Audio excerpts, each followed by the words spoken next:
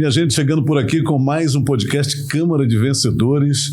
Compartilha, manda para os amigos, para os parentes, para os chegados, aperta sininho aí para você receber as notificações. E uma convidada muito especial para a gente bater um papo, conhecer um pouco sobre a vida dela, sua jornada, sua carreira, seus talentos, prestação de serviço para a comunidade. Eu estou falando da doutora Maura. A doutora Maura está presente aqui com a gente, para a gente bater um papo hoje, para a gente conversar. Seja muito bem-vinda, doutora. Eu vou, inclusive, aqui falar o nome da doutora todo, porque tem uma curiosidade que depois eu vou perguntar para ela. Doutora Maura Regina Paulino Ferreira. Bem-vinda, doutora. Obrigada, Demerval. Agradecer aqui, imensamente o convite. Adorei estar aqui. Gente, o estúdio deles é maravilhoso. Parabéns, por esse projeto. Amém. Por trazer pessoas aqui para que possam ter oportunidade de contar um pouquinho da sua história, E da contribuição aqui para Parauapebas. Exatamente. Só gente relevante, doutora. Eu tenho acompanhado. A gente fala, que todo mundo tem uma história para contar. E as pessoas que ajudam a construir esse lugar, colocam ali os seus tijolos, são muito interessantes para a gente, de certa forma, inspirar quem nos acompanha. E eu quero começar por aí, doutora. A senhora vem de onde? Como é que a senhora conheceu esse lugar? Como é que a senhora chegou aqui? Ou é daqui? Como é que é isso? Demerval, uma longa história. Na verdade, Parauapebas, eu tenho certeza, eu creio que Deus colocou no meu destino, Eu sou natural de Fernandópolis, interior de São Paulo. Vou começar um pouquinho antes. Sim. Meu pai, trabalhava na Companhia Energética de São Paulo, barragens, construções de barragens. Então, a gente rodou um pouquinho o interior lá de São Paulo. Mas grande parte da minha vida foi em Primavera, Porto Primavera, na construção da usina hidrelétrica de Porto Primavera e Rosana, que fica bem ali no Pontal do Paranapanema, sabe? Então, ali eu me criei. Lá, eu conheci o meu esposo hoje, Mas nós estudamos juntos, nós nos conhecemos quando nós tínhamos 13 anos de idade. Caramba! Meu pai trabalhava na CESP, ele era motorista, trabalhava no Horto Florestal. E depois disso, natural de Fernandópolis, terminei os estudos em Primavera, precisava sair para estudar, E o meu grande sonho era ser atriz, fazer artes cênicas, Fiz muito teatro na escola, escrevíamos peças com algumas amigas, Gisele e Soraya. E aí eu fui para Fernandópolis para fazer cursinho porque eu queria fazer artes cênicas, Passei na prova de habilidades específicas da UNB, mas fiquei na fase da escrita porque ela era muito regionalizada, história, geografia, e tinha a oportunidade de ficar 6 meses estudando para fazer a UNB de novo. Nesse período teve direito na minha cidade, a primeira turma. E o meu pai, ele tinha um sonho de ser advogado. E ele, minha filha, faça o vestibular aqui, por favor. E aí eu, querendo fazer a vontade dele, fui fazer direito. Fiz o vestibular, sem querer passar, passei. E aí cursei direito lá em Fernandópolis, na primeira turma. Me formei, eu era uma aluna muito dedicada. E fiz a prova da UAB. Quando eu fui fazer a prova da UAB, para passar no gabarito, eu troquei perguntas certas por perguntas erradas, e quando saiu o resultado eu não havia passado. Fiquei desesperada, muito triste. Vários amigos meus passaram e eu não passei. Mas eu falo que são coisas de Deus, porque nessa época eu já havia reencontrado o meu esposo hoje, o Kleber. Depois de 3 anos nós nos reencontramos. E o Kleber, ele veio trabalhar onde? Aqui em Carajás. Quando ele chegou aqui, ele veio em dezembro de 2003. E ele chegou aqui e falou: amor, aqui tem muito campo pro direito, você poderia vir aqui prestar a prova da UAB. Eu falei: nunca que meu pai vai deixar eu sair do interior de São Paulo para ir pro Pará. Infelizmente, naquela época a gente tinha uma visão aqui do Pará ruim devido ao massacre de Eldorado dos Carajás, que repercutiu muito. Então achava-se que aqui só tinha pistoleiros, índios, enfim, sem terras. E aí, porém, como meu pai viu que eu fiquei muito triste, que eu não passei na prova, e naquela época não era unificada como é hoje, Hoje não, você faz a prova da UAB ao mesmo tempo em todos os estados, Naquela época não, cada estado fazia a sua em uma determinada época. E eu vim para Parauapebas, cheguei aqui no dia do meu aniversário, 21 de fevereiro de 2004, para fazer a prova da UAB. Quando eu cheguei aqui, eu tinha certeza que aqui era o meu lugar. O ônibus parou, eu vim de ônibus, né? 2 dias de viagem, bem difíceis. Mas o ônibus parou na esquina, naquela época não tinha rodoviária, né? E o ônibus parou na esquina da antiga Caixa Econômica Federal, né? Naquela época não tinha caixa, era um terreno baldio, ao lado ali da funerária Bom Jesus. E você acredita que o meu escritório foi ali naquele ponto? É mesmo, doutora? É mesmo. Olha isso. Deus fez coisas grandiosas na minha vida. Conheci a minha sócia aqui, apesar dela ser do interior de São Paulo também, mas eu a conheci aqui, a Digenane. Prestei a prova da UAB, montei escritório com a Digenane. E eu sabia que aqui era meu lugar. Eu tenho gratidão demais por essa cidade. Tudo que eu conquistei profissionalmente, financeiramente, foi aqui, né? E Parauapebas mora no meu coração. Caramba, e faz tempo, né? Um tempo de dificuldades, um tempo que era para quem tinha coragem, ousadia. Hoje, né? Chegar aqui e encontrar uma cidade com essa pujança, com essa força, essa energia, essa coisa do crescimento, do desenvolvimento, é outra história. Mas para quem veio desbravar, não era para qualquer um. E a doutora que tem essa cara de novinha, eu imagino, inclusive, naquela época, né, doutora? Era uma menina. Demerval, você sabe que é realmente isso, né? Hoje eu estou com 45 anos, cheguei há 20 anos atrás, então tinha acabado de completar 25 anos. E as pessoas olhavam para mim e me achavam uma menina, né? Mas, ao mesmo tempo, nós conquistamos muitos clientes exatamente por essa situação. Eu acho que 2 jovens advogadas chegando do interior de São Paulo, tentando desbravar o seu lugar, e com muita humildade, sabe? Eu gosto muito de falar com as pessoas, eu gosto muito de atender pessoas. Eu tenho clientes até hoje dessa época, né?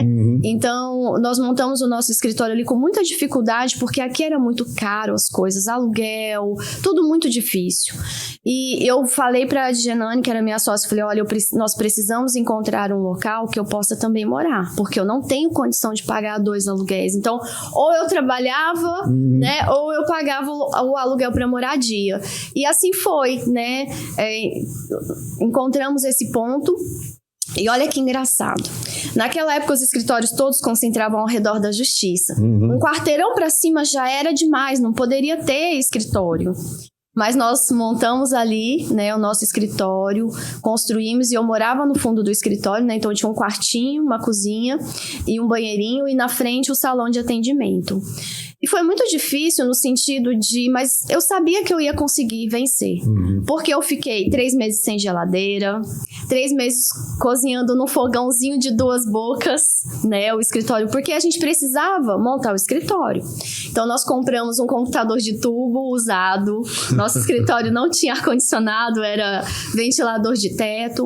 Mas a gente tinha a certeza de que Deus estava preparando coisas grandiosas para nós. E a gente abriu o escritório achando que a gente ia abrir com a mentalidade do interior de São Paulo, abrir o escritório e iríamos aos poucos conseguir clientes. Mas não. Deus foi tão bom que na semana seguinte ele mandou 40 clientes. Meu Deus! Os clientes, eles ficavam na lateral ali que não tinha caixa, né? Era um muro, ficavam ali esperando para que a gente pudesse fazer os atendimentos deles, né? Então isso foi muito legal, porque a gente realmente viu que Deus estava abrindo as portas, né? E não foi fácil, foi difícil, porque tudo muito novo, mas eu tinha sempre a humildade de correr atrás. Eu gostava muito de assistir audiências, ir atrás dos advogados que já tinham aqui na cidade, né, que tinham expertise, experiência, eu queria aprender. E até hoje só assim, o que eu não sei eu corro atrás, quero ir aprender, quero correr atrás para saber como fazer, né? E conseguimos ali aos poucos galgar o nosso espaço. E não fiquei só no escritório, porque o que eu vi? O Kleber, ele trabalhava numa empresa, ele saiu dessa empresa para entrar em outra empresa. Naquela época era muito trocar de camisa, né? Uma empresa substituía a outra. E nós fomos em Marabá. Chegando em Marabá para que ele pudesse dar entrada no seguro-desemprego, sacar o FGTS. Fundo de garantia por tempo de serviço. Eu vi que ao redor tinham várias lanchonetes, né? E já falava-se que aqui em Parauapebas iria, naquela esquina, montar a Caixa Econômica. Inclusive, já estavam construindo, né? Iniciando a construção da Caixa Econômica. E eu virei para ele e falei assim, amor, vamos montar uma lanchonete. Ele, você tá doido? A gente não entende de lanchonete. Nada a ver com a gente. Eu saio de manhã, chego no fim da noite, você trabalha o dia inteiro. Como é que a gente vai cuidar disso? Falei, Kleber, Deus tá falando no meu coração que eu preciso montar uma lanchonete. E aí, a gente montou uma lanchonetezinha, começou ali, tinha um escritório, tinha um ponto desalugado. E aí o seu Jesus e a dona Cleide alugou pra gente e eu montei uma lanchonete, chamava Verde Espaço, na lateral da caixa, uma lanchonetezinha verde. A princípio a gente teria um sócio, acabou que esse sócio não deu certo e agora? Não posso largar o meu escritório, tô iniciando uma trajetória. E meu pai já era aposentado, né, que meu pai começou a trabalhar muito cedo, então ele aposentou muito cedo, com 47 anos. E aí eu, pai, mãe, vem pra cá, cuida da lanchonete pra gente um pouquinho, até a gente arrumar um gerente, alguma coisa assim. E eles nunca também tinham trabalhado com lanchonete. Mas a minha mãe sempre cozinhou muito bem. Apesar de ser sempre do lar, de cuidar da gente, sempre cozinhou muito bem. E aí, meio a contragosto, eles vieram, né? Pra ficar 3 meses, ficaram 8 anos. Olha! Então, a lanchonete começou com esse propósito, depois ela aumentou, virou lanchonete restaurante. E foi um momento muito gratificante na minha vida, porque eu não só, né, advogava, mas também, na hora do almoço, ia pra lá atender, ajudar, tirava a mesa, atendia, fazia de tudo um pouco, porque era o nosso empreendimento. Nós chegamos a ter mais de 10 funcionários, fora a gente, então foi um momento maravilhoso. E um momento que eu também pude mostrar para as pessoas que, independente de eu ser ou não advogada, não me diminuía ter um comércio, atender as pessoas, e lá iam inúmeras pessoas, advogados, juízes, promotores, pessoas do comércio, pessoas simples que estavam ali na fila da Caixa aguardando a abertura para poder serem atendidos, os próprios funcionários da Caixa, e ali nós fizemos grandes amigos, né? Foi um empreendimento que eu tenho, assim, eterna gratidão. Olha só, né? Eu acho que bem aqui fica, inclusive, nessa lição. Não importa quem você é. Se você quer fazer algo, percebe, nota o ambiente e vê ali uma demanda reprimida, vai para dentro que, de repente, pode ser um extra ou, quem sabe, virar o negócio principal. Doutor, e qual era a área que você e a sua sócia atendiam? Demerval, o nosso foco principal foi a área trabalhista. Porém, quando nós chegamos aqui, a Justiça do Trabalho só tinha uma vara. E a pauta de audiência era para quase 2 anos. Ou seja, ingressava-se com uma audiência aqui para poder, com o processo, né, para daí 2 anos ter uma audiência. Então pensa como era difícil viver da advocacia naquela época. Meu Deus do céu. Principalmente a trabalhista, enquanto você iniciava esse giro. Porque a gente não cobra para entrar com a ação trabalhista, a gente trabalha pelo êxito, né? Apesar que a gente cobrava as consultas daquelas pessoas que queriam tirar apenas dúvidas ou apenas fazer o seu cálculo. Mas a ação em si, o êxito era com 2 anos. Então nós tivemos que naqueles 2 anos iniciais também trabalhar um pouquinho no cível, um pouquinho no criminal. E no cível a gente fez, eu tenho uma cliente que ela é uma cliente até hoje, amada, querida. Ela nos deu a oportunidade de fazer um inventário, né, da fazenda dela. E isso, Deus abriu as portas, porque lá em Fernandópolis eu fiz só 3 meses de estágio, porque eu tinha que trabalhar também para poder ajudar a custear a minha faculdade. Então no 3º ano da faculdade eu fui trabalhar. Eu fui secretária de uma clínica, e depois eu fui telefonista num hospital, né? E naquele período, eu saí do hospital e fiz só 3 meses de estágio em um escritório. E naqueles 3 meses, eu aprendi a fazer um inventário, que me ajudou aqui. Então, Deus foi colocando algumas peças no caminho para me ajudar. E aí, nós pegamos esse inventário, que nos ajudou a nos manter por um período, e fazíamos esses trabalhos no cível, no criminal. Aqui, naquela época, tinha muito porte legal de arma, né? Então, a gente fazia esses atendimentos. Porém, o nosso foco principal sempre foi a Justiça do Trabalho. E eu acho que eu comecei a me destacar exatamente na luta pela melhoria da Justiça do Trabalho, porque era inadmissível uma cidade igual Parauapebas, com uma demanda igual nós tínhamos, ter apenas uma vara do trabalho. Nós tínhamos também naquela época apenas uma vara civil, né? Então, em todos os movimentos que iniciaram pelas melhorias, tanto da Justiça Civil quanto da Justiça do Trabalho, eu estava presente, mesmo sendo uma jovem advogada, mesmo estando iniciando o meu trabalho, eu via que a gente precisava unir esforços para que a gente pudesse galgar essas varas que hoje nós temos aqui na nossa cidade. Aliás, acho que nessa questão do trabalho meio que virou principal, né, doutora? Virou principal, com certeza. Eu sou especialista, pós-graduada pela PUC em Direito do Trabalho Previdenciário, processos pela UNAMA. O meu queridinho, né? Assim, eu tenho um orgulho de ser advogada trabalhista. Gosto muito de advogar pelos reclamantes. A maioria dos nossos clientes são reclamantes. Tem muitos clientes, né, motoristas, porque eu acho que tem essa coisa do meu pai, né, ter sido motorista e tudo, então eu tenho um carinho especial por essas pessoas. Sei como é difícil, né, e a responsabilidade que eles têm de sair todos os dias levando pais de família para os seus locais de trabalho.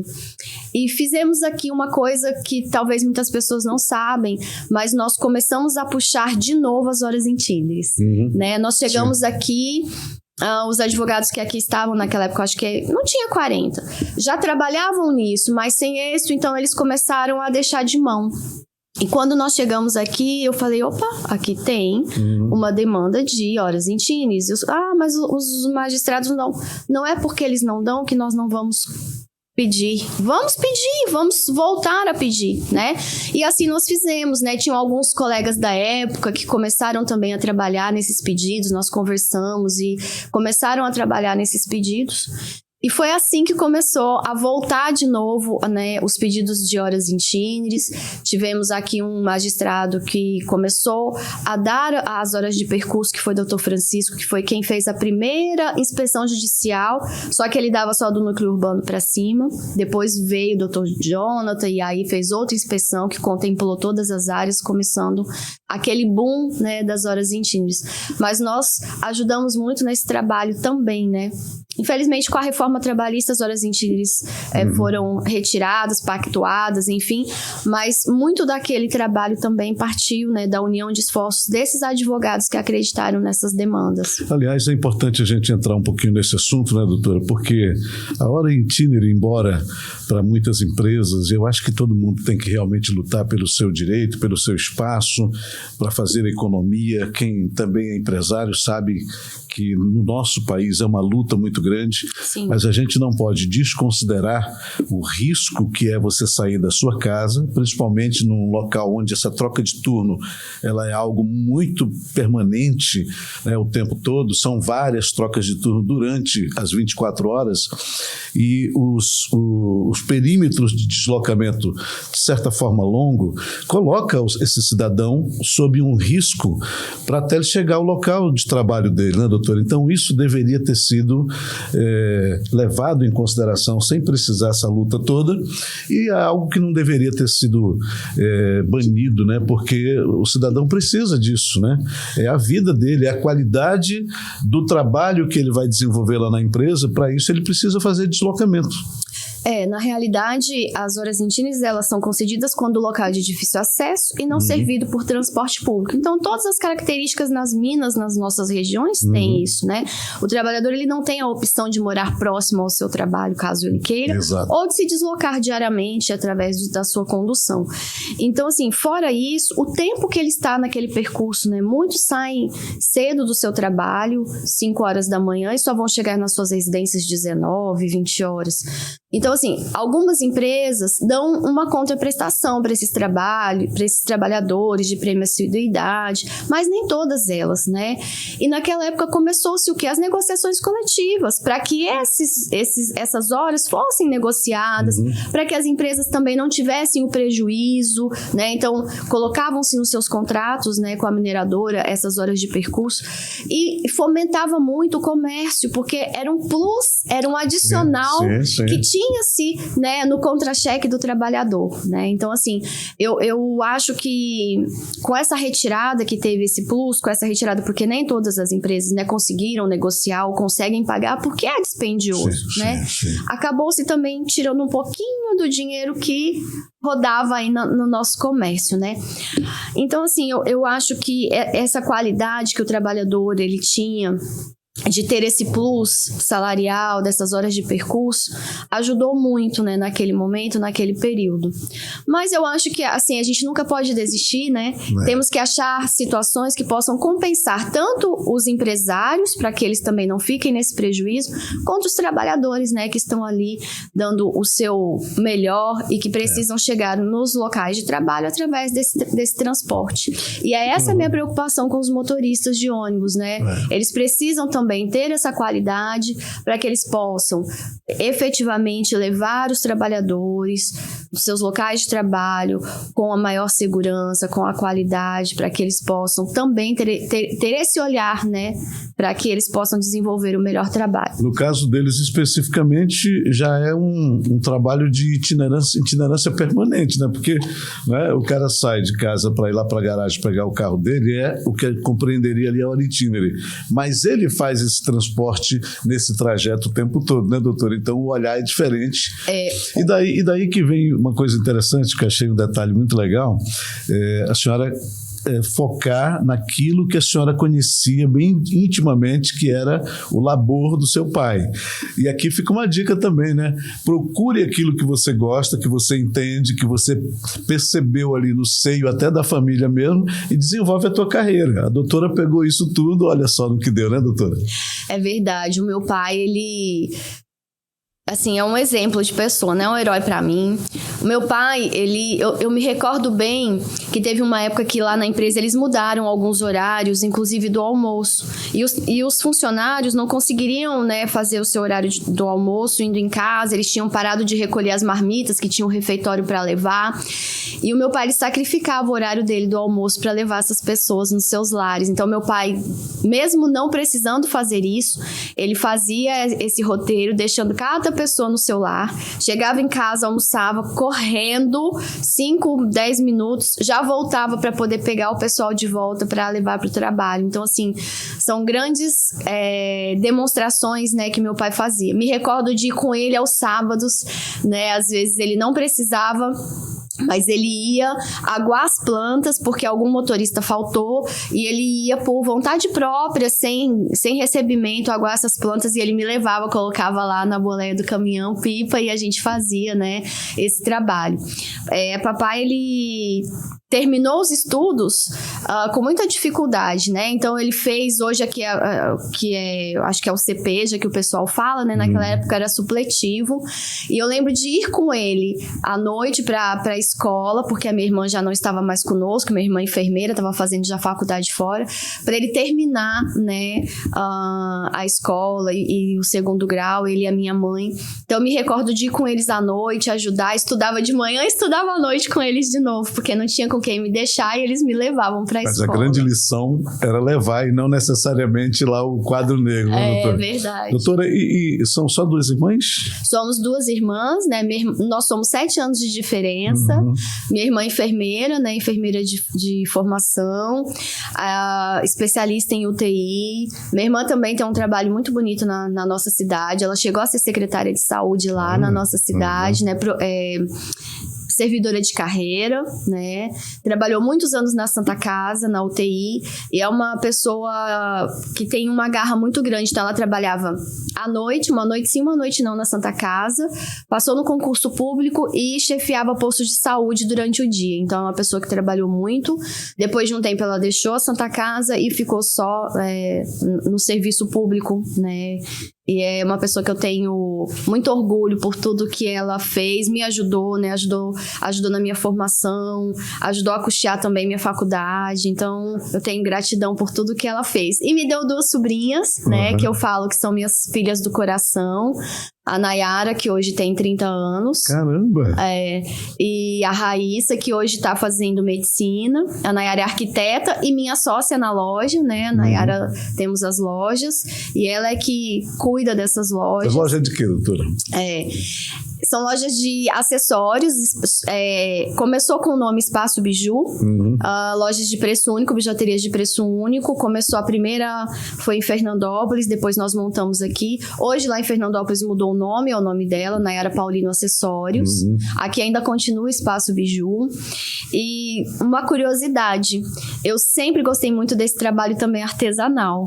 Então, antes de eu entrar para trabalhar de secretária e tal, eu fazia bijuterias artesanais para poder vender, né, e complementar a renda para eu poder comprar as coisas na faculdade, xerox, um lanche, etc e tal. Então eu fiz muita bijuteria artesanal. Em 2004, quando os meus pais vieram aqui no final do ano para conhecer, eles trouxeram muitas dessas bijuterias e eles tinham uma Belina. Meu pai veio de cá para cá e eles colocaram essa Belina na frente da antiga Leolar. E acredita que ali eles venderam muita bijuteria artesanal? Olha isso. Venderam. E às vezes eu ia lá, né, no almoço, correndo então, lá para olhar. Essa coisa tá na veia, né, doutora? Né? Eu gosto muito dessa parte do empreendedorismo, dessa parte do artesanal. Hoje, sempre estou lá na loja aos sábados atendendo, gosto de atender as pessoas, gosto de colocar realmente a mão na massa. Eu gosto desse contato, né? E gosto de dar o meu melhor, né? Independente de onde seja. Doutora, eu sinto assim, né? A senhora falando do seu pai, levava para aguar as plantas no final de semana, botava na boleia do caminhão. Nas aulas lá ele levava e tal. Eu sinto que ele queria um menino. Como não tinha um menino, ele deu para a doutora essa pegada, né? Na verdade, meu pai chama Mauro. Né? Tá. Bora lá, então, para a curiosidade aqui do nome. Vou contar a curiosidade do nome. Meu nome é Maura Regina, né? Paulino. Meu pai chama Mauro. E mamãe, quando me teve, que ela ficou grávida, meu pai, o sonho era ter um menino. O sonho dele era ter um menino. Já tinha minha irmã. Somos 7 anos de diferença, porque a minha mãe teve complicações no parto, né? Minha irmã foi retirada fósseis, minha mãe foi pro balão de oxigênio. E o médico queria operar ela. E meu pai, não, eu quero ter um filho, eu quero ter um filho, eu quero ter um filho. E o médico falou, olha, então, vamos cuidar dela, ela não vai poder ter filho tão cedo. Vamos então, né? E aí ficou, nesses 7 anos, veio esta pessoa que vos fala. Porém, naquela época eu não sabia se o sexo. Então, na cabeça do meu pai ia ser um filho, né? O Júnior, Mauro Júnior. Mauro Antônio Paulino, que é o nome do papai, e aí seria um Júnior. Porém, quando nasceu, era uma menina, então ficou Maura. Maura Regina, porque minha mãe era fã da Elis Regina. Então veio Regina, minha irmã Rosimeire, não tinha muito naquela época colocar os filhos com as mesmas letras de nome, então ficou Maura Regina devido a isso. E apesar do papai querer muito um homem, meu pai sempre foi um paizão pra mim, pra minha irmã, inclusive pras minhas sobrinhas, né? A Nayara, inclusive a minha irmã, quando engravidou, ela estava na faculdade, então foi meu pai que abraçou a minha sobrinha, que criou. É por isso eu tinha 14 anos e eu ajudei muito a criar ela. Por isso que eu falo que tenho essa filha do coração, porque foi nessa época. E ele, apesar de que... olha, eu vou lhe dizer, meu pai, ele levava a gente pra tudo. Então a gente jogava burquinha com ele, a gente soltava pipa com ele, a gente jogava bola com ele, eu e minha irmã.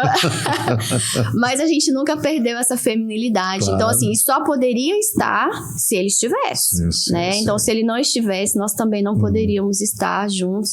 Então, assim, eu sempre gostei muito de brincar na rua, andar de bicicleta, andar de skate, andar de patins, mas também de brincar de boneca, né? De fazer todo esse outro lado feminino, né? E eu sempre gostei demais disso. Mas isso deu uma pegada, né, doutora? Isso criou um ritmo, criou uma aceleração boa, que geralmente é dos meninos, e quando uma mulher tem esse desenvolvimento, essa pegada do movimento é muito bacana. E para quem não sabe, a Elis Regina tem uma música do Belchior que diz como nossos pais, né, doutora? Então tem tudo a ver. Doutora, vamos lá então com relação a essa questão do empreendedorismo, que todo advogado tem que ser um empreendedor, porque ele monta ali o seu negócio, o seu escritório, e ele passa a lidar com um produto chamado causa, que para quem gosta do direito, é algo realmente maravilhoso, porque embora a gente às vezes fique muito focado assim, um médico, um psicólogo, um terapeuta, eles cuidam da vida, mas um advogado, ele cuida de algo muito precioso na vida, que é o direito do cidadão. Uma coisa que às vezes é usurpado nesse nosso país, que está o tempo todo discutindo leis. Acho que a gente deveria, nós já temos leis demais, né, doutora? A gente só deveria cumprir isso e estaria de bom tamanho, né? É verdade. Na verdade, eu acho que toda a escola, na formação da escola, tinha que ter um pouquinho, sabe, de formação ligado ao direito constitucional, para que essas crianças já pudessem ter esse senso, né, do que elas estão aqui para fazer, o direito delas, como é que é, e também até onde elas podem chegar para não ferir o direito do outro, né? Então, eu acho que teria que ter essa formação para que elas pudessem ter esse senso e saber um pouquinho dos seus direitos. Eu digo que eu não escolhi o direito, foi o direito que me escolheu, né? Porque eu não queria seguir essa área, mas eu me apaixonei pelo direito, né? E tenho certeza que ele fez com que tudo na minha vida se transformasse. Eu tenho muito esse senso de justiça, eu gosto muito de estar ajudando as pessoas, desde sempre foi assim, esse espírito um pouco de tomar as dores, né? E eu levei muito isso para os meus clientes, apesar de que a gente tem que saber separar um pouquinho, né? Mas eu sempre tentei realizar da melhor forma possível com cautela, porque as pessoas que colocam na gente esse êxito da sua ação, né? A gente sempre terá cautela. Olha, o direito é uma atividade de meio, não é uma atividade de fim. Se tudo der certo, podemos, né, conseguir chegar no êxito, mas não depende só de mim. Depende de você, da outra parte, da análise do que o juiz vai colocar. Mas a gente precisa acreditar muito de que essas leis precisam ser empregadas da melhor forma possível, né? Muitas coisas são desvirtuadas. E o operador do direito, ele nunca para de estudar, porque a transformação das leis são constantes. Constantes. Embora a gente tenha aí Código Penal antigo, carcomido, já idoso, mas a gente está o tempo todo diante dos fatos da sociedade produzindo material moderno para legislar. São as jurisprudências, né? As novas teses, tudo isso vem nos ajudar a realmente colocar na modernidade de hoje, porque a gente não pode comparar com o que era a sociedade há 30 anos atrás com hoje, né? Muito diferente. Estava vendo hoje, inclusive, no Instagram, né, uma faculdade, não estou lembrado aqui o local, o país, para influência. Olha só, gente, influência vai virar disciplina, vai virar matéria escolar do 3º grau, faculdade. Já pensou isso? Isso é uma coisa super moderna, uma profissão nova. Né, que em breve, quem sabe, o Brasil adote também, né? E prova disso, a realidade que nós vivemos hoje, né? Porque os influencers que estão aí, realmente, eles têm uma responsabilidade muito grande. Influenciam pessoas e eles podem influenciar tanto para o lado bom quanto para o lado negativo, né? A gente verifica aí muitos jovens que, às vezes, eles estão aí nesse caminho e eles têm a responsabilidade de mostrar a realidade para as pessoas, né? Nem tudo que se mostra nas redes sociais é só a beleza, né? Então a gente precisa... Olha, bem legal, gostei dessa pegada aí, quem sabe chega aqui no Brasil, né? Muito legal. Exatamente. E o interessante que a senhora colocou aí é exatamente isso, né?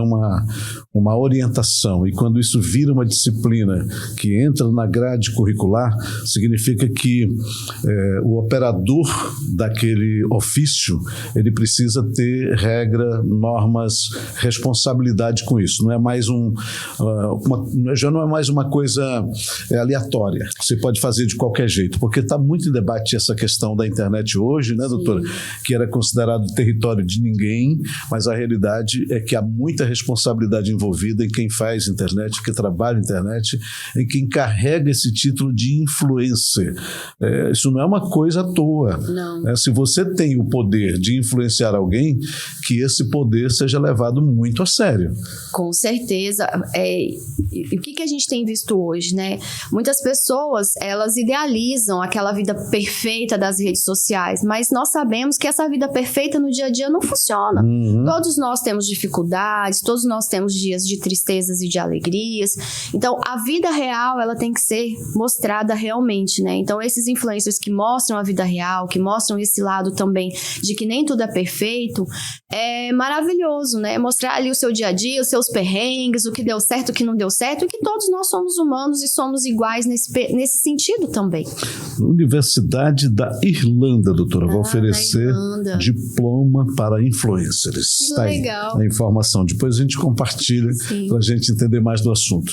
Doutora, eu queria aproveitar aqui também para a gente falar um pouquinho, já nós vamos entrar nesse assunto, para a gente falar de como isso lhe norteou, abriu os horizontes para as questões políticas, mas eu vou ficar ainda um pouquinho dentro dessa questão do direito, aqui em Parauapebas, porque nós temos aqui um cenário, né, um local, um universo onde isso é muito palpitante, muito pulsante. Nós somos uma cidade trabalhadora, logo, portanto, questão do direito trabalhista, nós somos uma cidade de muitos sindicatos e nós tivemos na era Bolsonaro uma modificação nisso tudo. O que é que eu quero aproveitar para a gente falar um pouquinho? Se a gente for olhar a cultura do trabalho nos Estados Unidos, é muito diferente aqui do nosso. A questão, por exemplo, do FGTS, né, das garantias, dos direitos, horas trabalhadas e não mensalidade, essa coisa toda.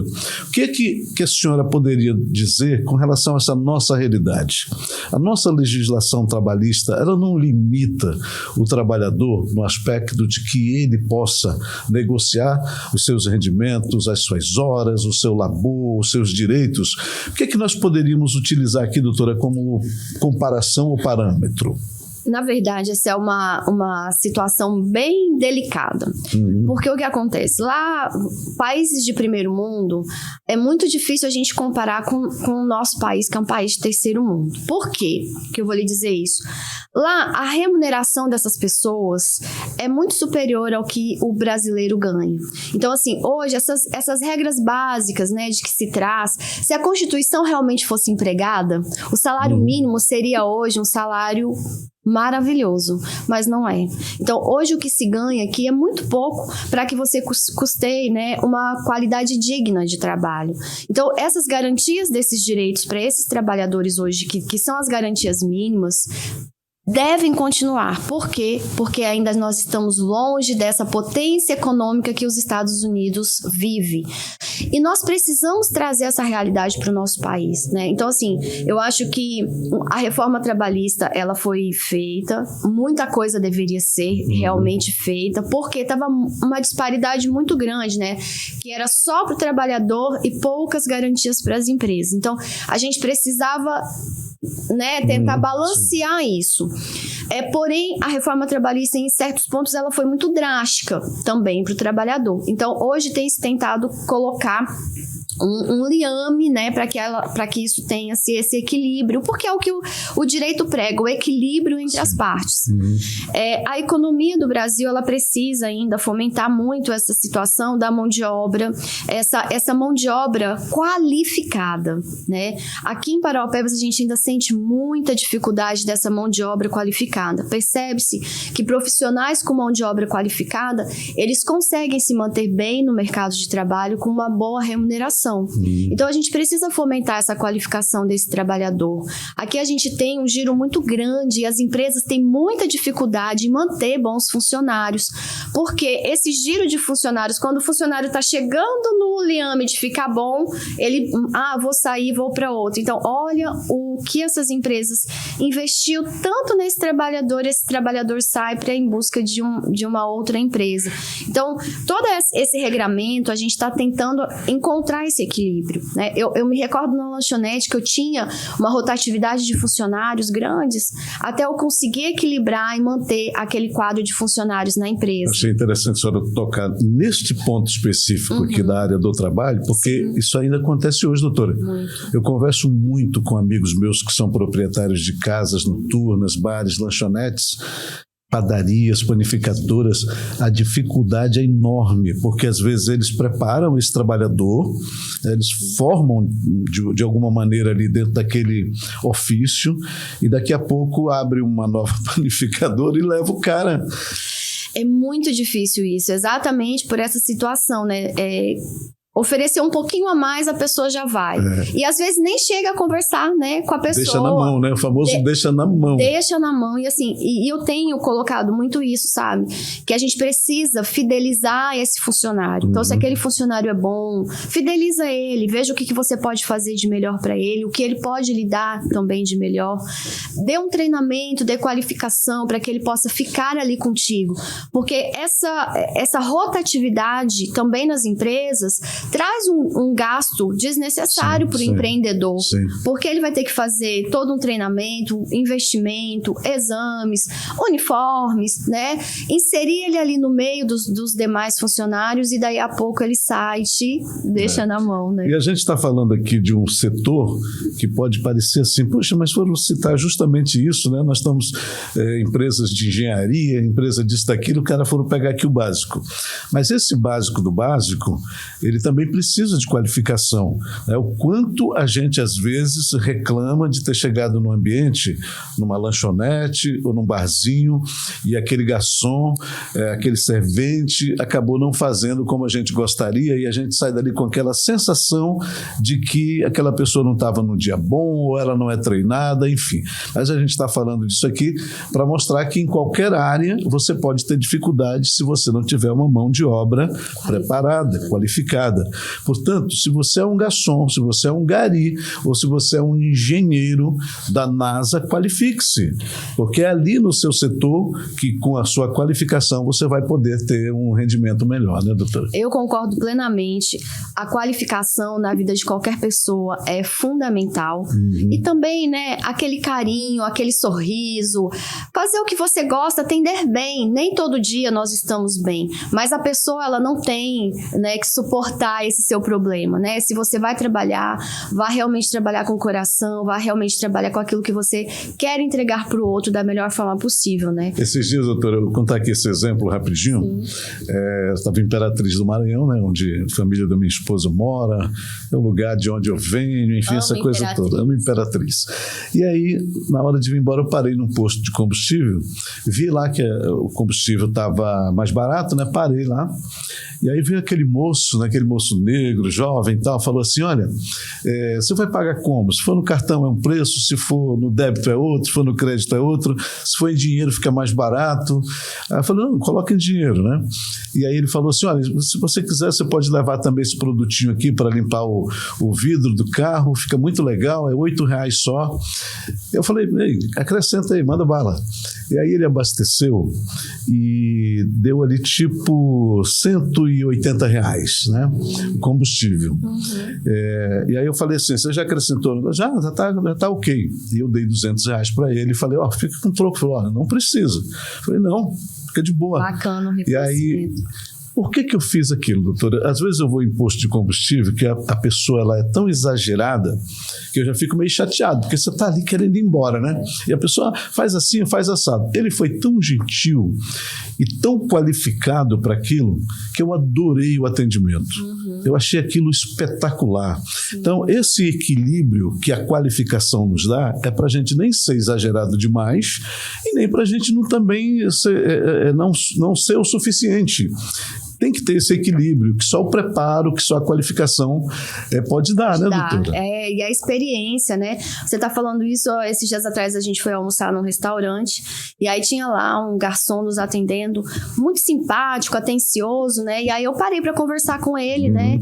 E aí eu falei, você é da onde? Aí ele falou, sou do Rio de Janeiro, estou aqui há 2 semanas. Falei, você tá de parabéns, você atende muito bem, sabe? Assim, e não é forçado, é dele. Exatamente. E aí ele foi me contar, eu trabalhava muito tempo lá e eu separei da esposa, vim pra cá e lá ele trabalhava numa barraca na praia, né, fazendo esse atendimento. Então ele já tinha essa expertise, então ele trouxe aquela experiência da praia para aquele restaurante. E foi muito legal, porque as pessoas, elas têm aquilo que dá de melhor para o outro, né, independente da sua função, o que você está fazendo, né. Então a educação, o atendimento, o sorriso no rosto, é muito, muito diferenciado. E eu brinco lá com o pessoal do escritório, olha, aqui os nossos clientes, eles são os nossos patrões. Então aqui a gente tem por obrigação de atender, dar o retorno, falar, né, da melhor forma possível, para que a gente possa sempre dar esse melhor atendimento. Eu tenho orgulho, nunca tive nenhuma reclamação na OAB durante esses meus 20 anos de Parauapebas, né, e isso é muito legal. A senhora falou uma coisa aqui que eu achei muito bacana, que mostra muito isso, que é o gostar de gente. Sim. Tem que gostar, né? Se a gente não gostar, a gente vai estar de cara amarrada, a gente vai estar ali sem graça, sem jeito, e isso passa. Tanto o bom quanto o ruim passa, o outro percebe, né? Doutor, agora tem uma coisa que eu acho também muito interessante que a senhora colocou aí, para a gente fazer essas comparações. E aí isso, para mim, foi a explicação ideal. Isso aí traduziu tudo o que eu imaginava quando a gente trata dessas comparações. Nos Estados Unidos é assim, na Itália é de tal jeito, na Europa é dessa maneira.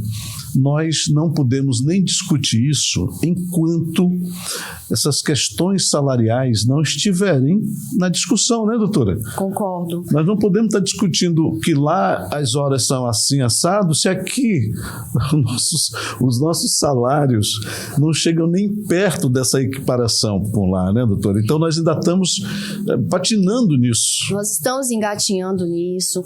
As empresas sofrem muito com isso porque elas têm altos impostos a pagar, né? Então, talvez essa reforma, né, tributária, desacelerando um pouco esses impostos que essas empresas pagam, que é constante, que são altíssimos, poderiam ser voltados ao trabalhador, né? Sim. Então, assim, a gente precisa achar esse equilíbrio para que o empresário se mantenha, né? E o trabalhador também possa se manter da melhor forma possível.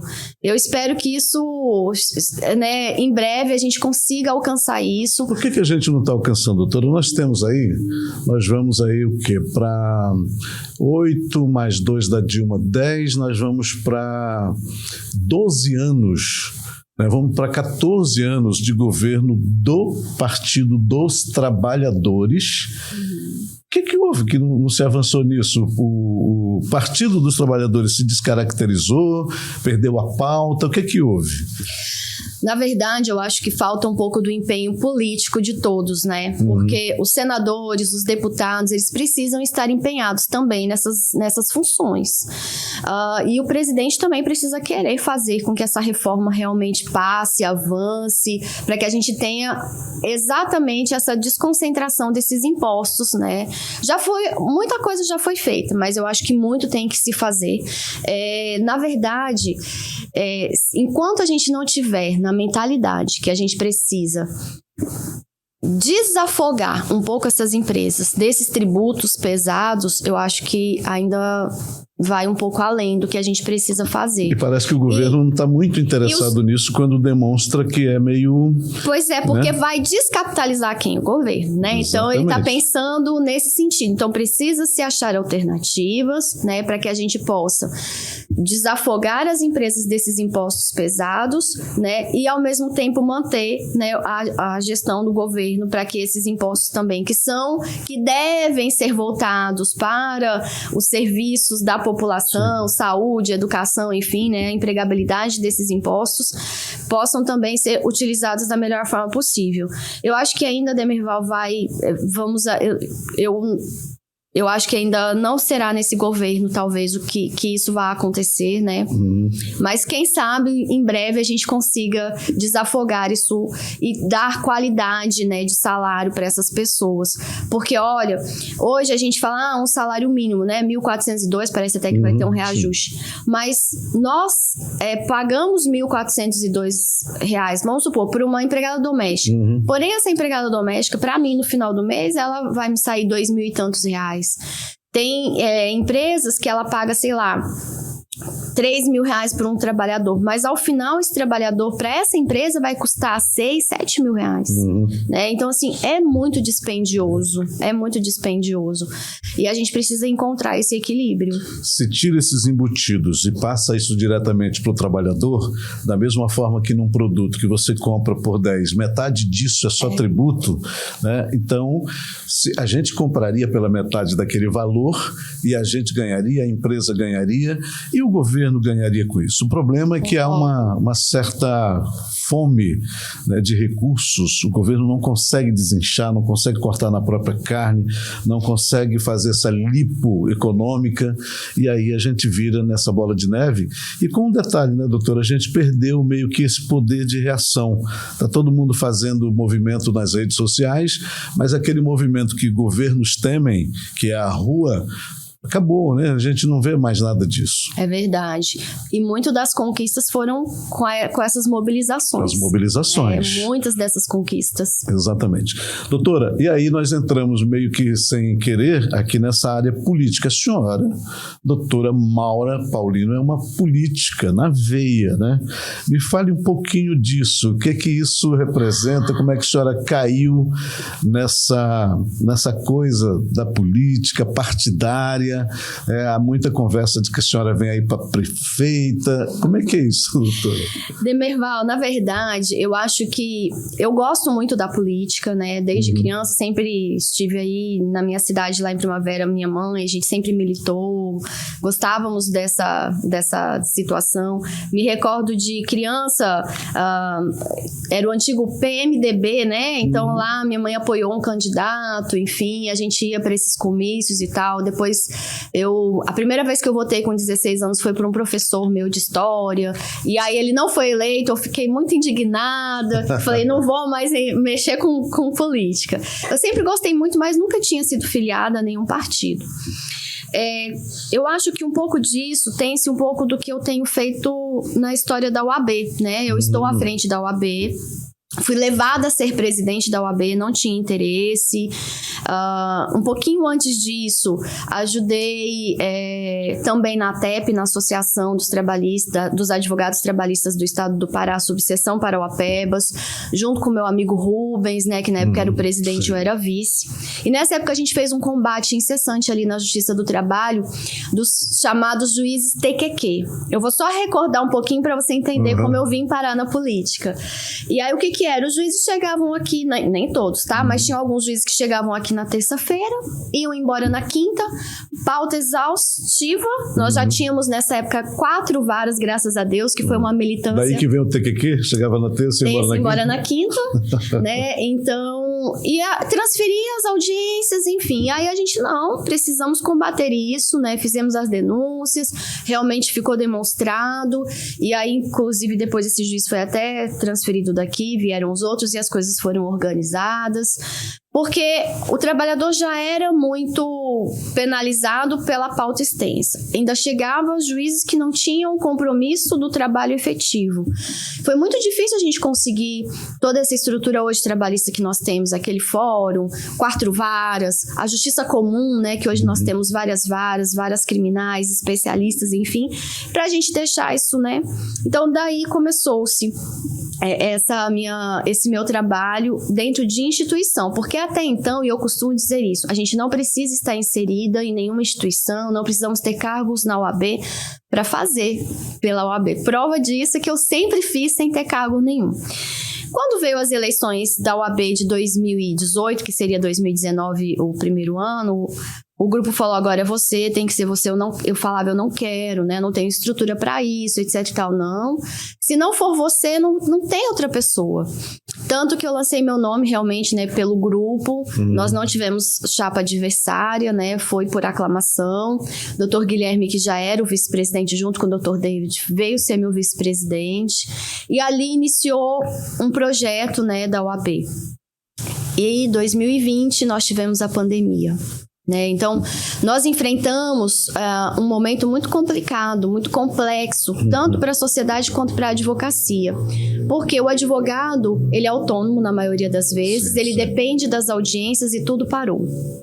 Né? Então, a gente precisava achar alternativas para que o advogado pudesse trabalhar, para que as audiências pudessem acontecer, para que as coisas pudessem movimentar e a gente não ficar tão prejudicado. E detalhe, né, doutora? Foi um período que nunca o direito foi tão colocado, o direito trabalhista colocado em voga, porque mexeu exatamente aí, nesta área, né? Foi muito difícil, porque, olha só, muitas pessoas dependendo dessas audiências, né, para que acontecesse, algumas com problemas médicos, querendo retomar o seu posto de trabalho na empresa, algumas empresas que precisavam resolver demandas coletivas. Então, foi uma situação muito complicada. E aí é onde a OAB ela teve um trabalho incessante, né, de trazer o virtual, as audiências virtuais, e foi muito difícil. Eu, na época, não confiava muito. Será que isso vai dar certo? Qual é a segurança jurídica dessas audiências virtuais? Balcões de atendimento virtuais. Então, a gente sempre teve muito contato com os magistrados, com os promotores. Como é que vai ser isso? Como é que a gente vai colocar para que essa situação, né, pudesse dar certo? Muitas portarias, muitas modificações naquele sentido, e foi um trabalho incessante que nós fizemos, né, para colocar em prática essas audiências virtuais, para que a gente pudesse demonstrar segurança, né? Então, foi um trabalho coletivo construído tanto da advocacia quanto com os magistrados. O CNJ teve um papel muito importante também nessa conjuntura, nessa costura para que tudo desse certo. E fora isso, a gente começou a ter os impactos, né, na nossa cidade, porque ninguém esperava ter uma pandemia, ninguém estava preparado para uma pandemia. Comércio fecha, comércio abre, saúde despreparada. Como é que vai ser isso? E aí, nesse ponto, eu penso que a OAB ela teve um propósito muito grande de contribuir nisso. Nós tivemos um grupo da Advocacia do Bem, fizemos várias ações em prol de leitos para aquelas populações, para aquelas famílias que não tinham leito, que não tinham condições de pagar. Porque o serviço hoje, nós temos o que era o SUS particular, né? Sim. E o SUS demonstrou a sua grande responsabilidade, né? Foi um momento em que a gente percebeu que não adiantava ter dinheiro se não tinha vaga. Né? Muitas pessoas tinham dinheiro, mas não tinha vaga, não tinha para onde ir, como se tratar. E a gente começou com essas ações, fazendo ações de obrigação de fazer, para que o município e o estado pudesse pegar essas pessoas e colocar ao seu dispêndio, à sua custa, independente de onde seja, colocar aquelas pessoas. Trabalhamos muito na testagem em massa, porque o que a gente percebia? Fecha comércio, abre comércio, todo mundo ficou inseguro, o comércio precisava se manter. Então vamos empregar essa testagem em massa, vamos empregar essa testagem para que as pessoas que estivessem doentes pudessem ficar, né, nas suas quarentenas e os demais pudessem trabalhar. A mineradora teve um papel social muito importante nesse sentido, na ajuda dessa construção, né, tanto da testagem em massa, os hospitais de campanha, né, e a OAB ela foi grande protagonista em algumas ações, né, fizemos algumas ações civis públicas referente aos respiradores, referente aos tomógrafos. Então, foi um momento em que a gente não pôde recuar. Foi um momento que a gente teve que ter muita coragem. E essa coragem nos trouxe algumas perseguições, né? Imagino.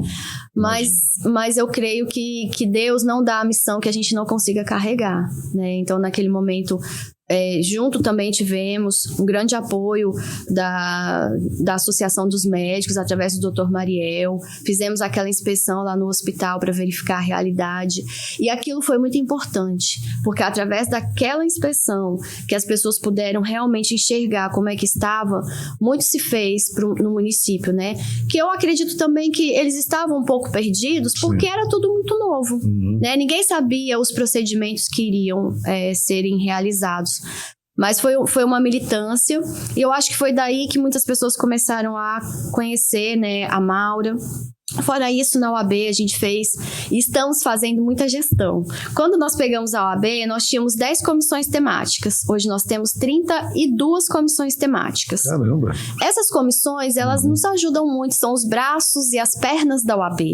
São diversas comissões em diversas áreas, no tributário, na criança e no adolescente, na mulher, no criminal, no cível, no idoso, ou seja, inúmeras áreas que a OAB é demandada na sociedade. E tivemos participações efetivas, né, em várias problemáticas na cidade, construção, inclusive, do Código Tributário, da situação dos IPTUs cobrados. A OAB, através da doutora Nádia, a gente fez um trabalho... Eu não sei se você sabe, quando foi votado, tinha uma pauta lá que o IPTU para aquelas para aquelas populações, aqueles imóveis mais em conta, eles iriam pagar uma taxa maior. E a gente identificou esse problema.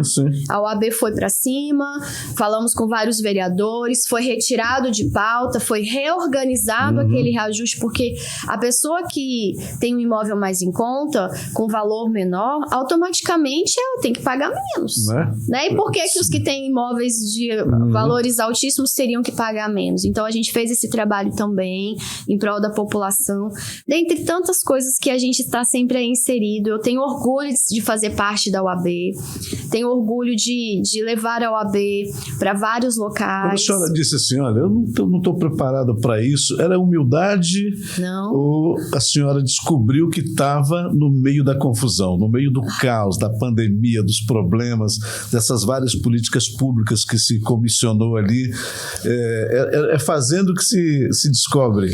Na verdade, Demerval, até hoje as pessoas falam assim, você não sabe a força e a capacidade que você tem. Não é? Mas eu não me enxergo dessa forma, sabe? Eu enxergo que eu acho que Deus vai nos capacitando para as missões. Eu acho que isso é importante, né? A gente sempre estar ali com o pé no chão, buscar as pessoas para lhe ajudar, porque eu não sei de todas as áreas. Olha só, eu gosto muito do jovem advogado, sabe? Porque ele chega assim com muita gana, com muita garra, com coisas frescas na cabeça. Então, muitos presidentes de comissões temáticas são jovens advogados, exatamente por isso. E eu aprendo muito com eles. Eu sempre estou muito aberta para aprender, para o conhecimento. Eu gosto muito de observar, eu gosto muito de analisar. Eu acho que é isso, né? E a gente vai trazendo pessoas, capacitando pessoas para que estejam do nosso lado e acredite na nossa verdade, né? Eu nunca fiz isso com intenção de entrar para a política, e isso é verdade. Eu nunca fiz pela OAB com a intenção de estar na política, sabe? Estar disponível, acho que é o mote, né, doutora? Porque a senhora disse, olha, eu não queria o direito, mas o direito me escolheu, eu fui para lá. Eu não queria ser presidente da OAB, mas me chamaram, eu fui para lá. A política acabou lhe absorvendo de alguma forma, né? Então, estar aberto, estar disponível para as missões que a vida apresenta é um mote para você estar ali envolvido, porque a gente vive em sociedade. Ou você discute isso, ou você é tragado para isso. Você é puxado para dentro disso, né, doutora? É verdade. Em 2020, eu recebi inúmeros convites para entrar para a política, eu não partidário. Eu falei, não, eu não quero, realmente não queria. E aí viemos com a segunda gestão da OAB, né? E começou muitas pessoas na minha cabeça, tipo assim, Mauro, por que você não vai pra política? Você tem tanta coisa pra acrescentar. Gente, isso não é pra mim, sabe? Assim, o mundo político é muito difícil. Eu vejo a política hoje, infelizmente, né? Ela tá muito desassociada do que eu realmente acredito, né? Então, assim, não é o benefício próprio, é o benefício coletivo. Isso tem que ser pras pessoas, né? E no ano passado, muitas pessoas vindo me falar, né? Olha, mano, por que tu não entra pra política? Eu recebi até a doutora Andresa Smith, que é a presidente da ESA. Mauro, tu faz tanta coisa legal na OAB, tu é referência em tantas coisas. Por que tu não entra pra política? Aí eu falei, não, eu não tenho muito essa intenção, mas eu tô pedindo pra Deus me dar o discernimento. Aí ela, mano, tanta gente te falando pra tu entrar, tu acha mesmo que Deus vai vir aqui te falar isso? Não vai. E aí um dia, numa rápida conversa, até com a doutora Josemira, né, que a Josemira, muitas pessoas não sabem que ela é advogada, sim. Que ela foi presidente da OAB. E aí um dia ela me chamou no canto e falou assim, você precisa entrar pra política. Aí eu falei, não, Josemira, eu tenho um pouco de receio da política e tal. Ela, olha, a política... Ela era, inclusive, ela era procuradora, né, do município, eu acho, não era? De Canaã? Não, ela foi advogada e presidente da OAB. Eu creio que ela não foi procuradora. Né? Eu creio que ela não foi. Mas ela sempre esteve inserida nesse momento. E detalhe, né, doutora? Eu acho que se a senhora estava procurando uma prova, né? Pois é, e ela me disse isso, olha, realmente a política é para corajosos, mas eu te conheço, você tem coragem, né? Tanto que quando eu mandei pra ela que eu iria me filiar, ela me deu parabéns, falou, siga seu caminho, né, você tem, assim, minha admiração. Então, assim, eu acho que são pessoas, assim, que começaram a inspirar outras mulheres, né, sim. E eu comecei a ver que a política, ela precisa dar espaço também pras mulheres. Não é que os homens sejam melhores do que nós, não, eu acho que as mulheres também têm essa capacidade. Eu sempre falo o seguinte, as mulheres, nós mulheres, não queremos ser mais nem menos que os homens. Queremos apenas estar ao lado, trazer eles para nos ajudar nessa missão. Quem somos nós, mulheres, perante essa política partidária mesmo, né? Hoje se fala muito da cota de gênero de 30%. Foi criado, claro, para que pudesse trazer as mulheres. Porém, esses 30% é de gênero, independente sendo mulher ou homens, né?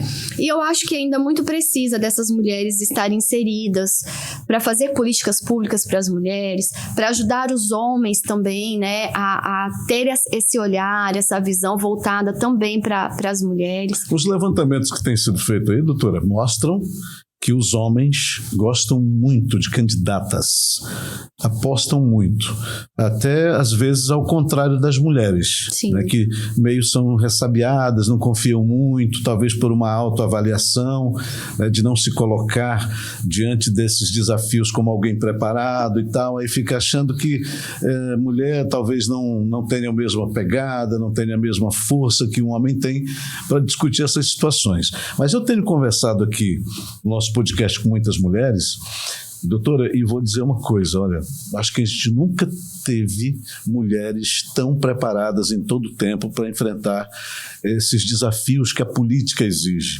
Quando a senhora coloca que a política se descaracterizou, né, saiu daquilo que é o real objetivo da política, talvez por isso a gente precise desse olhar, desta sensibilidade, desta forma de fazer as avaliações de todo um contexto político e devolver para a política aquilo que se perdeu, né? Eu penso que é por aí. É fácil de jeito nenhum, mas acho que é um bom desafio para a mulherada, viu? Não, e eu fico muito feliz, né, de termos grandes mulheres aí inseridas, né, na política. Nós precisamos disso, precisamos desse olhar feminino, do cuidado. É prova que as mulheres que estão inseridas na política, você não vê mulheres envolvidas em escândalos políticos, em corrupção, né? Assim, então, assim, a mulher, ela preza muito por isso. Ela preza muito pelo seu nome, ela preza muito pela capacidade técnica que ela quer empregar, ela preza muito por fazer as coisas da melhor forma possível, da forma ética, da forma que ela entende que deve ser, né? Querendo ou não, as mulheres, elas estão querendo mostrar que elas estão para somar, elas estão aqui para somar, elas estão aqui para poder fazer a diferença. Temos grandes deputadas, né? Grandes prefeitas, inclusive aqui no nosso estado, né? Com aprovações, que combatem mesmo essa velha política, que é o que nós não queremos mais. Chega, basta, né? Assim, infelizmente a nossa cidade hoje, ontem eu fui bem aqui numa feijoada, está intransitável. Pra gente chegar aqui no seu podcast, está intransitável.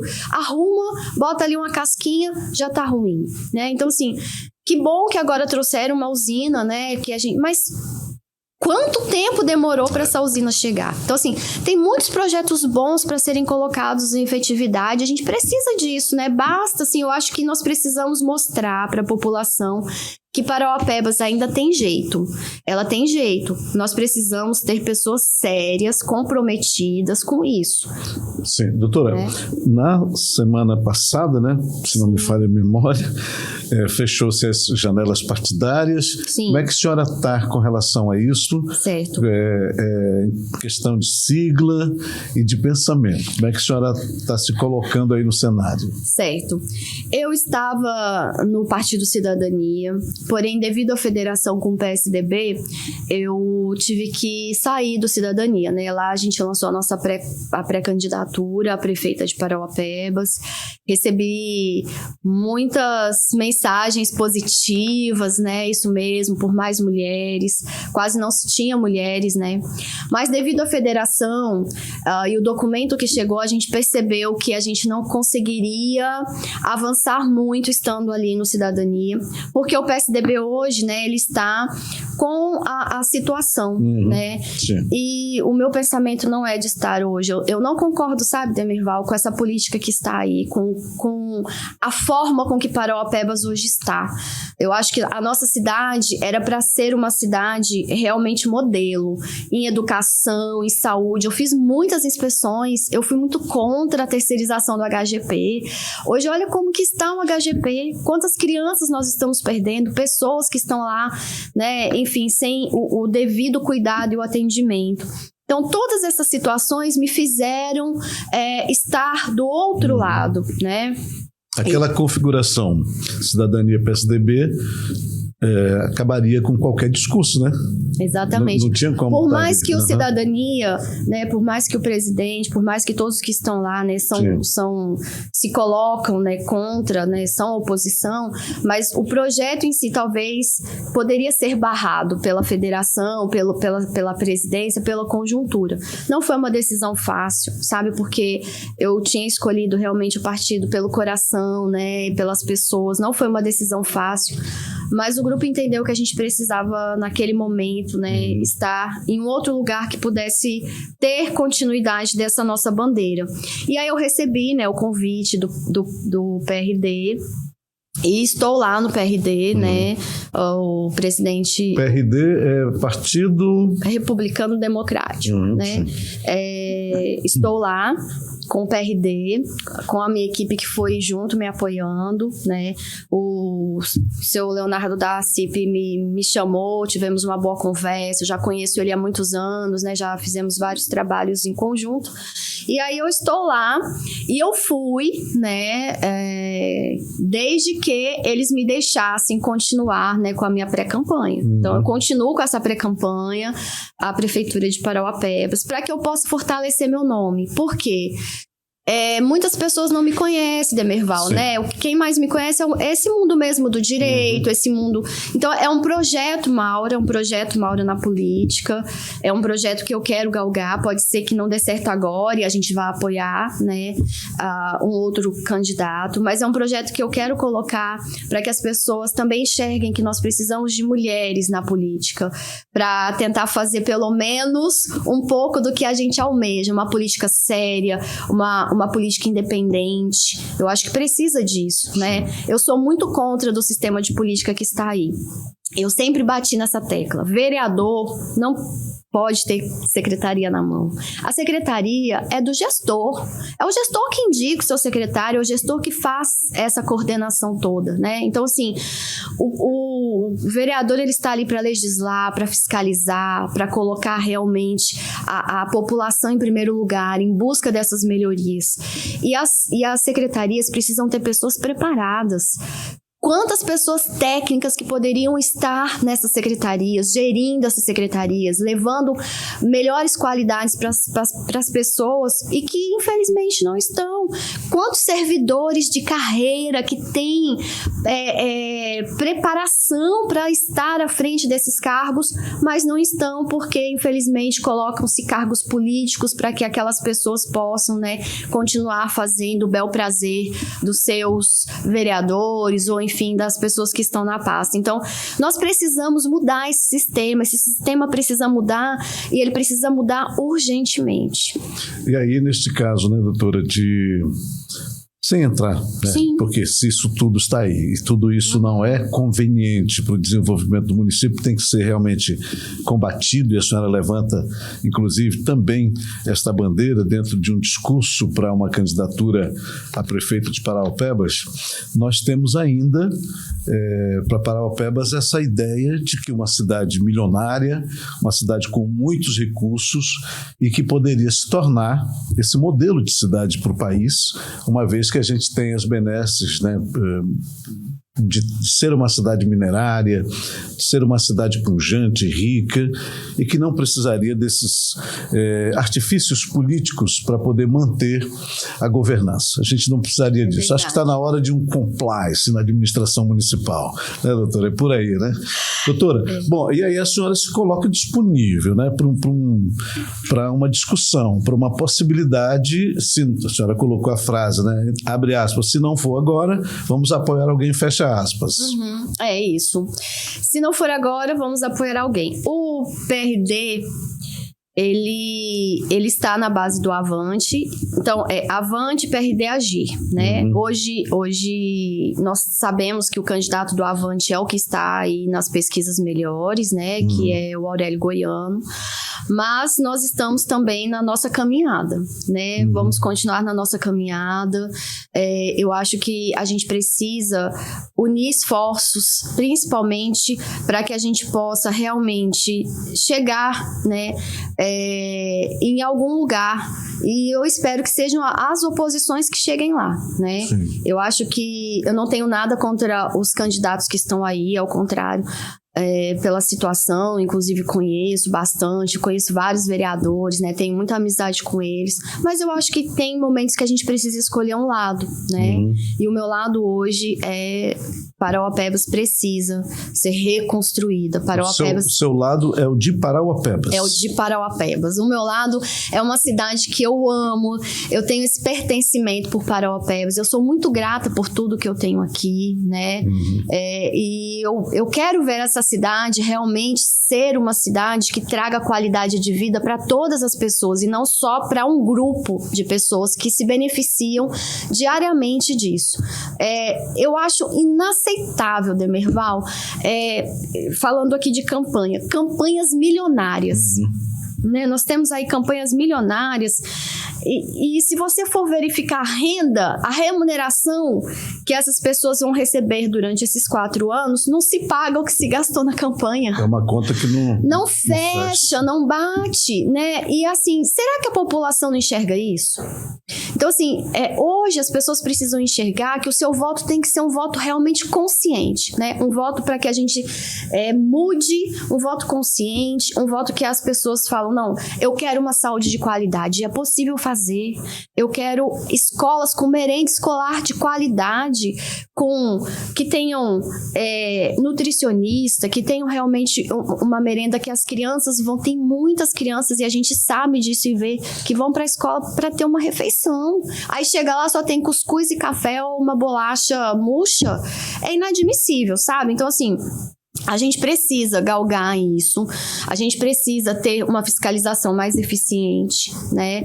Que algumas denúncias que realmente chegam aí nas autoridades, elas sejam levadas, né, adiante, que sejam realmente apuradas. Eu creio que Parauapebas ainda tem jeito, e eu espero poder ver essa Parauapebas aí, né, com essa qualidade de vida para todos. Eu tenho observado e tenho inclusive feito aqui algumas conversas com mulheres e vejo que a gente pode ter nesta eleição, porque nós já tivemos, acho que o máximo que nós tivemos de mulher na Câmara foram 3. 4, não? 4. Eu acho que 3 a 4, né? Acho que foi. E temos hoje uma apenas. Então eu acho que nós temos uma possibilidade de voltar de novo a uma quantidade interessante de mulheres. Que assim seja. Até porque vai aumentar também o número de vereadores, há uma possibilidade de ir para 17, né? Então aumenta também a possibilidade de a gente ter mais mulheres. E tenho visto mulheres muito preparadas indo para concorrer este ano. Muito atuantes, né? Muito atuantes, doutora, muito atuantes. Você tocou no assunto aí, Demerval, que olha só, falava-se muito em aumentar as cadeiras na Câmara no ano passado, e eu sei de vários vereadores que eram contra, né? Não, vamos manter as 15, vamos manter as 15. E aí, quando começou a ver o cenário agora, muito difícil, que talvez não vão chegar lá e colocar essa pauta em discussão para as 17. Então, até onde a gente vai sempre colocar o nosso interesse em primeiro lugar do que o coletivo? Não vai aumentar o orçamento, mas o que a gente percebe que por trás de toda essa situação é o benefício próprio e não o coletivo, né? Então, assim, por que não se aumentou o ano passado? Por que mas tem tempo? Tem. Mas o discurso do ano passado é que não teria. E o discurso desse ano, talvez eu fico de fora, vamos aqui mobilizar para que aumentando 2 cadeiras eu consiga chegar lá. Eu fiz uma questão de opinião no rádio e a população, na infinita maioria, infinita não, mas eu vou dizer 80% ali, foi contra também o aumento. Que bom, né? Por conta disso. Exatamente por essa percepção que está se aumentando, porque talvez com isso se aumente também as possibilidades, as chances ali de manter, né, pelo menos um percentual de quem já está ali, porque tem isso, né? Tem isso. Não há limite na legislação até hoje para legislativo, né, para as proporcionais de número de mandato, que era uma coisa que já tinha que estar posto, né? Para executivo, 2 mandatos, né, e renovável lá na frente, de novo. Mas para legislativo... Quantas quiser. Tem gente aí que fez disso sua carreira de vida. Verdade, concordo contigo. E assim, que bom que a população está tendo essa percepção. Porque o que a gente percebe hoje? Hoje, eles estão tentando fazer a maioria das vagas do legislativo. Porque não se sabe qual, né, será o candidato eleito, né, ao majoritário. Então, dependendo de quem for, eles querem dificultar a vida dessa pessoa, né, na organização da nossa cidade. Né? Então, a gente também tem que ter essa consciência, o voto consciente tem que acontecer, porque muito se demanda da Câmara, né? A Câmara autoriza ou não muitos projetos que o prefeito precisa fazer. Então, é isso. Eu acho que a gente precisa ter esse senso de responsabilidade, de ter um voto consciente, de poder fazer a mudança que todos esperam. E quem sabe, né, em 2025, Parauapebas esteja com pessoas que tenham essa mesma intenção, né, de fazer o diferente, a transformação, a reconstrução dessa cidade. A gente está falando muito de situação e oposição, sim, mas há um debate, uma discussão nacional, até por conta mesmo do Bolsonaro ter levantado essa lebre, direita e esquerda. A senhora acha que esse debate vai vir para a pauta local? Olha, eu acho que eu vou falar eu sou muito contra tudo que é muito extremista, sabe? Não gosto muito de tudo que é muito extremista. Eu acho que os extremos acabam sendo assim muito radicais, né? E a gente tem que tentar analisar assim com mais coerência, com mais responsabilidade. Mas eu creio que ainda essas pautas na nossa cidade, né, serão debatidas, direita e esquerda, tem essa polarização, não é de agora, né? Acho que isso não vai acabar tão cedo. Mas eu espero que sejam eleições que não sejam de baixo nível. O que a população precisa é de bons projetos. A população precisa de pessoas que queiram olhar para a cidade realmente e falar, olha, eu estou aqui com o empresariado, eu estou aqui com os trabalhadores, como é que nós vamos fazer essa melhor gestão, essa melhor política pública para todos, né? Parte do nosso programa é ouvir essas pessoas. Porque olha só, Demirval, como é que eu posso achar que quem está lá no Tropical tem a mesma realidade de quem mora no bairro União, no Liberdade? Cada população tem os seus anseios, né? Cada população tem a sua forma de pensar o que é que está faltando. Olha a água dessa cidade, onde é que está a água da nossa cidade? Né? Quando eu cheguei aqui faltava muita água, mas por um bom período isso foi regularizado. Cadê os projetos para essa cidade de não faltar essa água, de não faltar infraestrutura, de não faltar energia? Cadê os projetos? Cadê o plano diretor? Por que isso não foi colocado ao longo dos anos esse planejamento? Né? Então, eu espero que tanto a esquerda quanto a direita, elas mostrem projetos, bons trabalhos, para que a população faça uma escolha consciente, né, naquilo que realmente nós estamos almejando, que é essa transformação, essa mudança. Parauapebas precisa sair da onde nós estamos para que ela realmente volte a ser uma cidade de destaque. E nós sabemos que não vai ser fácil, né? Tivemos aí redução da CEFEM, vamos começar a pagar aí o Prozap, porém ainda a renda é muito alta. E você disse uma coisa que é extremamente necessário. Nós vamos vamos ter que cortar na carne muitas coisas, né? É necessário. Precisamos de concurso público na nossa cidade. Sim. E concurso que não venha só com 300 vagas.